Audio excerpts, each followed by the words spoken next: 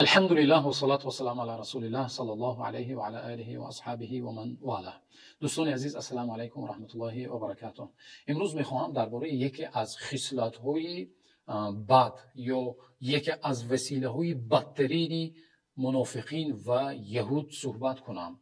خب دوستان عزیز، این نوار رو پهن کنید تا اینکه مردم از این خصلت‌های بد یهود آگاه شوند، گرچند که بعد حادثه‌های غزه تمام عالمیان از حقیقت این قوم کودککش و این یک قوم پستی که اینقدر کارهای پسترین و رذیلترین را برای خود روا می‌بیند آگاه شده ایستادند، ولی به هر حال این وسیله و این راهی که آنها پیش گرفتند از قدیم الایام بود و امروز با هم میبینیم که در تاریخ اینها چگونه بودند و تا آخر نوار همراه ما باشید. در آخر قصه چگونه یا از چی سبب پیامبر صلی الله علیه و سلم وفات کرده اند انشاءالله نقل میکنیم و کی پیامبر صلی الله علیه و سلم را با کدام طریق پیامبر صلی الله علیه و سلم را کشته بود انشاءالله نقل خواهیم کرد. خب چنانه که گفتیم یکی از وسیله هایی که یهود و منافقین، بله برای چی منافقین؟ نه تنها یهود، زیرا اینکه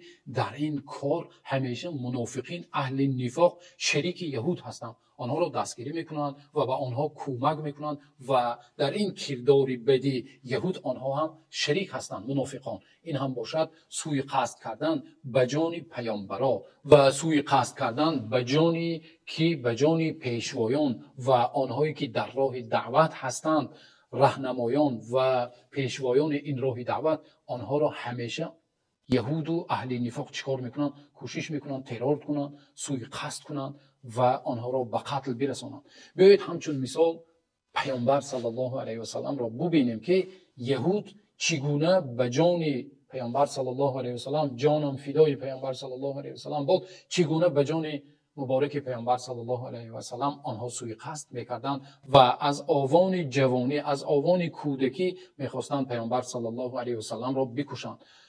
ابن سعد در طبقات خود روایت میکنند که مادر پیامبر صلی الله علیه و سلم پیامبر را در آوان کودکی به حلیمه سعدیه می سپارند و میگویند این امانت مرا بسیار خوب نگه دار و حفظ کن آن را.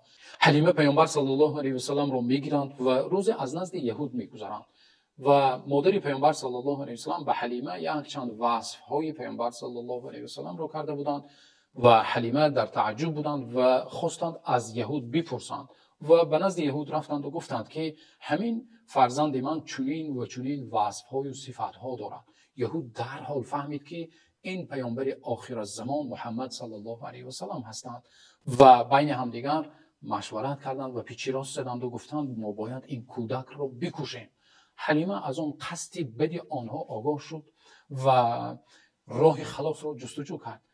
وقتی یهود گفت آیا این یتیم است، در حال حلیمه گفت نه، من مادرش هستم و آن مرد پدرش است. شوهرش را گفت آن پدرش است. گفت اگر یتیم می بود ما میکشتیم، او را چیکار میکردیم؟ میکشتیم. این قوم کودککش نه پیامبر نه جان پیامبر را چی میکند؟ نگاه میکند و نه یک کودکوی بیگناه را و همیشه به قتل آماده است. یعنی نفسیت آنها چی است؟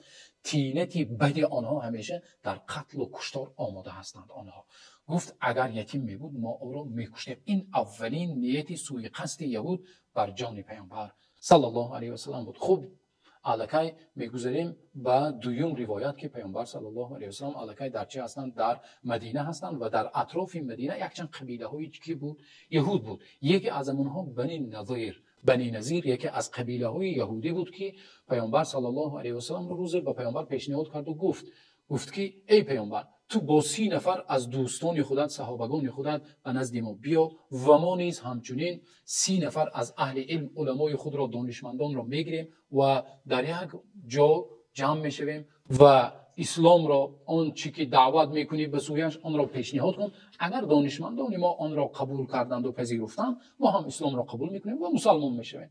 ولی مقصد آنها کشتن پیامبر صلی الله علیه و سلم بود، نه اینکه قبول کردن اسلام یا شنیدن سخن حق بود. البته دسیسه آنها برای چی بود؟ برای کشتن پیامبر صلی الله علیه و سلم بود. سپس گفتند 30 نفر از ما، 30 نفر از شما، 60 نفر این خیلی زیاد است. گفتند بیا تو با 3 نفر بیا. گفتند ما هم با 3 نفر میبیاییم و میشنویم پیشنهادی تو رو، دعوتی تو رو میشنویم، اگر که دانشمندا قبول کردن ما هم قبول میکنیم گفتن، ولی با هم چی داشتن؟ خنجرها داشتن. یک یهودی زنی بود که اسلام رو قبول کرده بود، یا یکی از خویشاوندانش اسلام رو قبول کرده بود و از این دسیسه های یهود آگاه شد و در حال پیامبر صلی الله علیه و سلم با پیامبر صلی الله علیه و سلم چیکار کرد؟ از این نیتی بدی یهود خبر داد که اینها آگاه باشید یا رسول الله، اینها چی میکنن؟ سوء قصد به جان شما دارن. پیامبر صلی الله علیه و سلم آگاه یافتند و با دعوت آنها را قبول نکردند و با اون جایی که دعوت کردند نرفتند پیامبر صلی الله علیه و سلم، بلکه چیکار کردند؟ بنی نظیر رو با لشکر پگاه لشکر رو جمع کردند و به طرف بنی نظیر رفتند و آنها رو محاصره کردند. همه قبیله بنی نظیر یهودی رو چیکار کردن؟ از مدینه راندن. پیامبر صلی الله علیه و سلم اونها رو به درگاه کردن.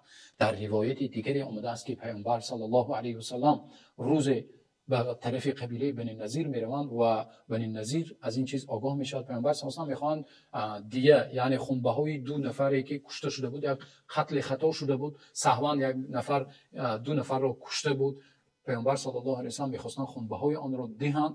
یهود از این آگاه شد و گفت این فرصتی بهترین است تا اینکه ما محمد رو چیکار کنیم؟ به قتل برسانیم. و پیامبر رو خوشرو پیشواز گرفت و گفت شما در زیر سایه این درخت نشینید، حاضر ما چیکار میکنیم؟ به شما کمک میکنیم. پیامبر صلی الله علیه و سلم در زیر چی؟ در زیر سایه یک دیوار نشستند و یهود بین هم مشورت کردند و یکی از آنها بالای چی؟ بالای بام برآمده، از بالای همون دیوار یک سنگ آسیاب رو پرتافتنی شد که از این نقشهشون جبرئیل علیه السلام به پیامبر صلی الله علیه و سلم خبر دادن و پیامبر صلی الله علیه و سلم همون لحظه از اونجا خیسته رفتن. صحابه ها هم حیران شدن، دیدن که پیامبر صلی الله علیه و سلم نیستند و یک برآمده رفتند از بین آنها. صحابه ها هم برآمده رفتند و پیامبر صلی الله علیه و سلم چیکار کردن؟ پگاه لشکر جمع کرده بنی نظیر رو از مدینه، همه قبیله بنی نظیر رو راندند. این یکی از روایت ها. یعنی بنی نظیر یا قوم کودککش یهود،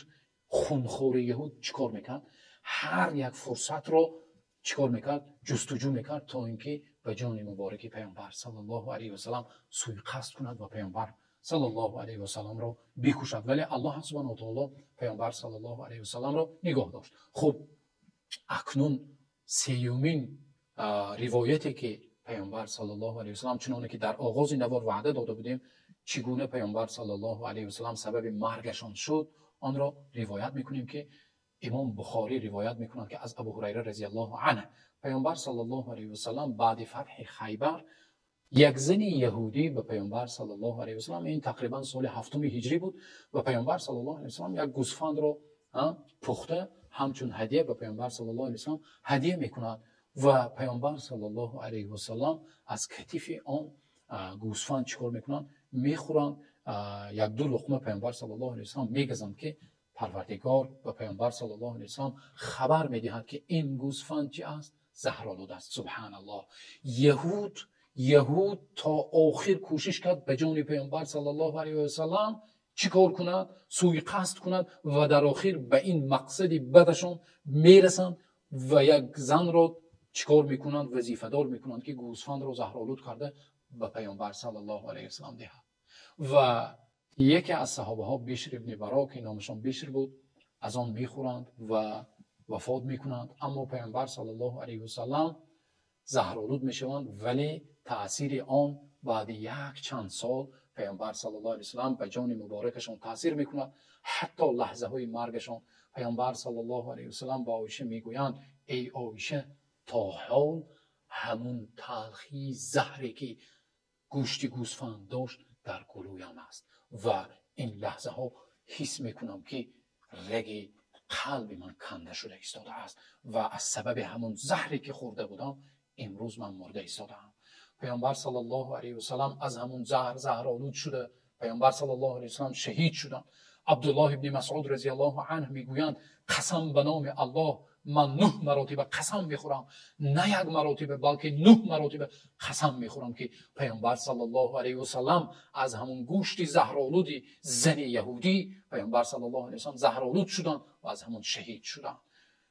پروردگار را دعا میکنیم که الله حق سبحانه و تعالی این قوم ستمگار و این قوم ظالم قتالی که امروز کودکان بیگناه را کشته ایستاده است، هزاران برادران و خواهران و مادران ما و شما را در غزه و در فلسطین امروز خون آنها را به قتل رسانیده ایستاده است، الله سبحانه و تعالی آنها را نیست و نابود گرداند و الله سبحانه و تعالی آنها گمان میکنند که با کشتن و قتل کردن پیشوایان و پیامبران و دعوتگران راه حق، با کشتن آنها، با ترور کردن آنها این راه به تمام میرسد. هرگز نه، این راه دوام می‌یابد و آنهایی که در این راه از دست آنها کشته میشوند، آنها همیشه تاکید میکنند که مقصد بزرگترین ما این در راه الله و در راه دعوت شهید شدن است.